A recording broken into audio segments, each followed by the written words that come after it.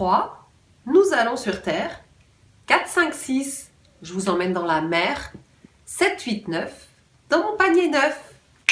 On y va.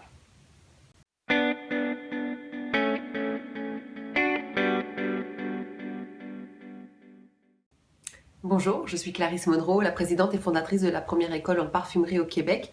Merci beaucoup de me suivre en si grand nombre.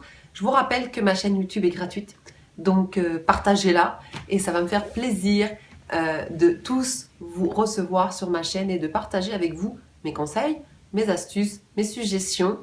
Et vous savez, hein, un lundi, fin de mois, c'est mon coup de gueule. Aujourd'hui, 1, 2, 3, nous allons sur Terre. 4, 5, 6, je vous emmène dans la mer. 7, 8, 9, dans mon panier neuf. Alors nous allons commencer sur Terre. Pourquoi est-ce que j'ai décidé de vous parler de cette matière première qui est extraordinaire? Pour ma part, je l'adore, mais qui est très complexe.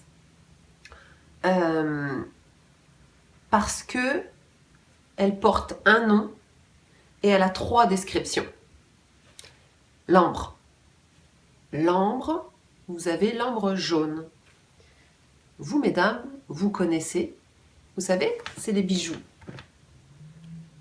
Donc, l'ambre jaune est une matière oléorésine qui se fossilisée, qui est sécrétée en fait par les conifères.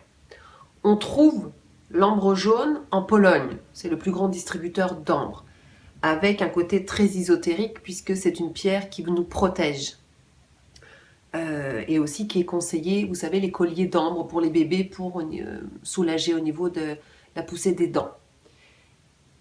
Cette matière première, elle n'existe pas en parfumerie, hein.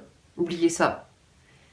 On parle souvent de l'ambre gris. Qu'est-ce que c'est que ça? 1, 4, 5, 6, nous sommes dans la mer. C'est une indication. Je vous parle du cachalot. Le cachalot, c'est comme une grosse baleine.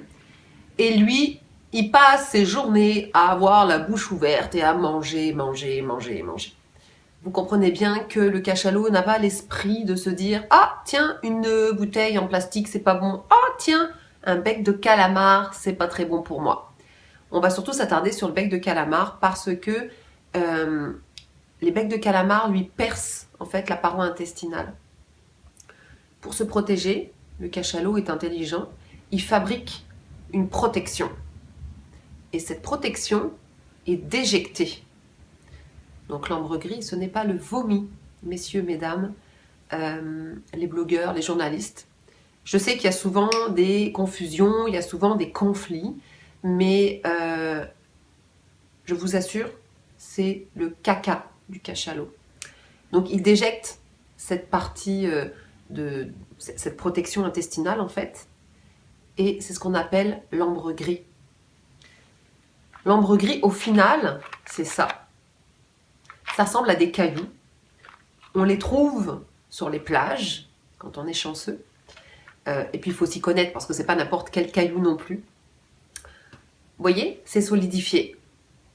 Parce que une fois que le cachalot déjecte, ça prend des semaines, ça prend des mois, ça peut prendre des années avant que ça se récupère sur nos plages. Et pendant toute cette transformation, parce que la déjection en fait intestinale ressemble à une huître.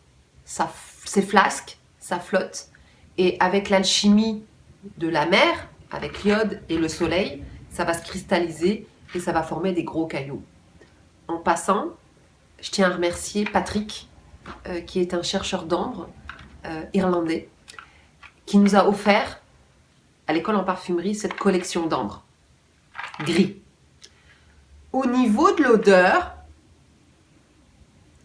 ça vient nous chercher parce que c'est une facette animale. Si vous prenez le cours en parfumerie, si vous prenez un atelier, vous allez comprendre que la parfumerie, c'est comme l'onologie. En vin, il y a des cépages, et dans la parfumerie, il y a des familles avec des facettes olfactives. Donc, dépendamment, la pièce que je prends, l'ambre gris est différente. Il y a un côté très iodé, un côté très animal, bien entendu, qui apporte une subtilité. qui va apporter une rondeur au parfum, qui va apporter aussi l'alchimie avec les autres notes quand je vais créer le parfum. Ça, c'est l'ambre gris.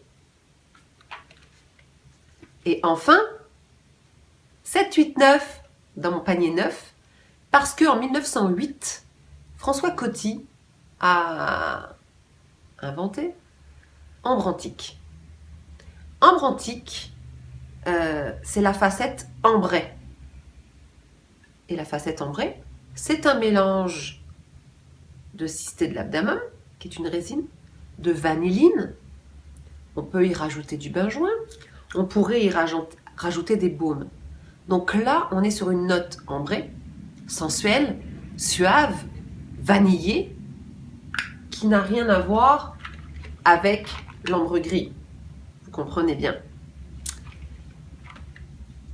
Tous ces parfums qui contiennent de l'ambre gris ou une note ambrée,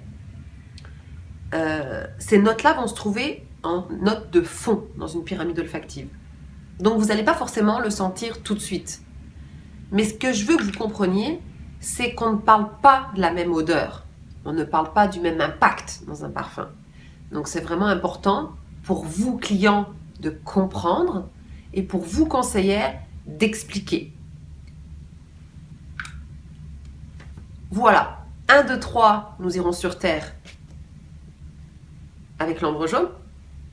4, 5, 6 dans la mer avec l'ambre gris. 7, 8, 9 dans mon panier neuf avec la note ambrée. Voilà pour aujourd'hui ce petit cours éducatif sur l'ambre, une matière première que j'adore. J'espère que cela vous a plu et je vous souhaite une belle semaine parfumée. Bye bye!